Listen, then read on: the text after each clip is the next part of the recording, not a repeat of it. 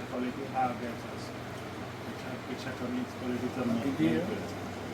300 ग्राम. आता तुम्ही याची जर सगळी विस्कोसिटी पण याची होते ना, तर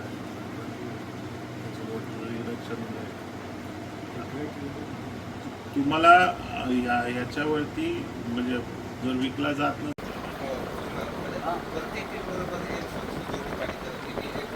एकच आहे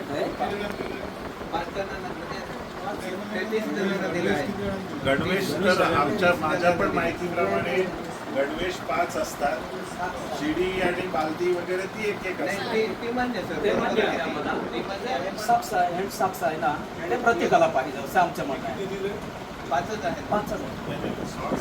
एकच दिलेला, एका ग्रुपला एक दिलेला.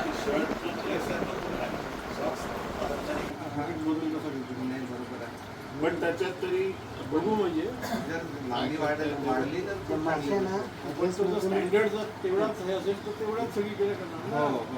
कसं तो वाढवता येईल, जे आंतरराष्ट्रीय त्याचं परिमाण आहे त्याच्याप्रमाणेच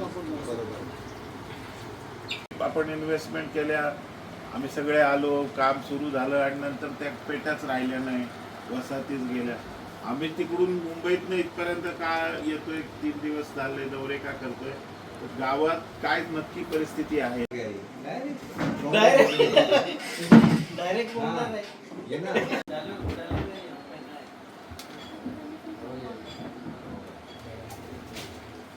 आपण काय करणार सगळे पावसात ह्या सगळ्या गोष्टी आहेत.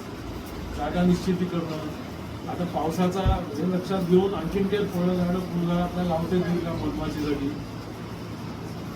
नंतर आता तुम्हाला मधपेट्यांचं वितरण आपण पुढच्या काळात करू, पाऊस जरा कमी झाला की. आता आपल्याला मका आहे, त्या मक्याचं पीक हे आपल्या मधमाशीमुळे आणखीन वाढेल, दुप्पट होईल. म्हणजे आपल्या आणखीन सरकारी योजना आहेत काही, PMEGP, CMAGP. आपण मक्याचं काय करतो, आपण पीक काढतो त्याचं काय करतो, मक्याचं विकतो, फक्त विकतो आपण. तर त्याच्यावर प्रक्रिया करून आपल्याला काही पदार्थ तयार करता येतील.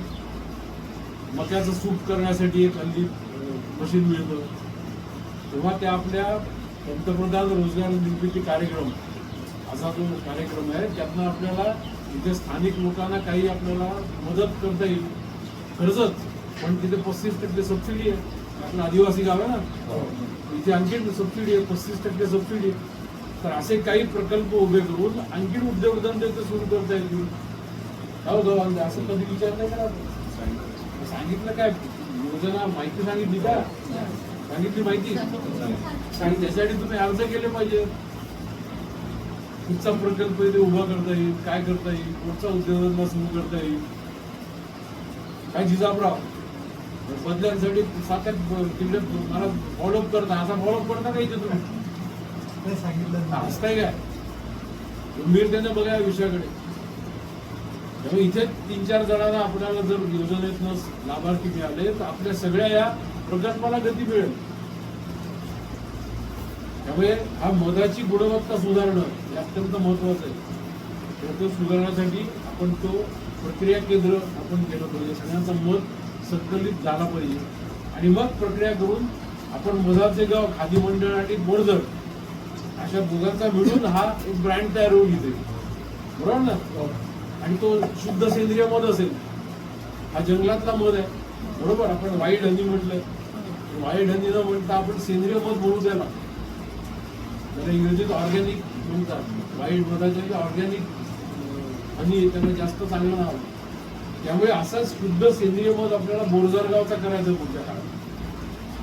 तो करायचा असेल तर आपल्याला अशा सगळ्यांचे सामूहिक प्रयत्न करावे लागतात, बरोबर. ते काय तुम्हाला पाहिजे ते, पण नंतर तुम्ही जर ते काम स्वीकारलं नाही, पूर्ण आपलं केलं नाही, स्वतःहून ते पूर्णत्वाला नेलं नाही, तर त्या प्रकल्पाला काही अर्थ नाही राहणार.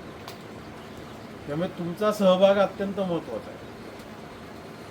म्हणून आता आपण त्याचे काही टप्पे ठरवले होते.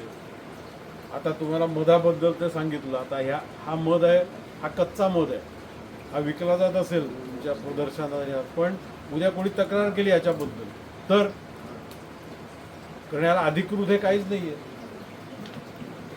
आता मी राहतो मुंबईत, आमच्या कॉलनीत सुद्धा असं आग्याचं असाच एक आला आणि त्यांनी पोळं काढलं आणि 20-25 किलो मध निघाला. मग कोणी 2 किलो घेतला, कोणी 3 किलो घेतला. सगळ्यांना त्रास झाला, कारण त्याच्यात काही ना काही घटक जातात, भेसळ होते त्या अर्थाने.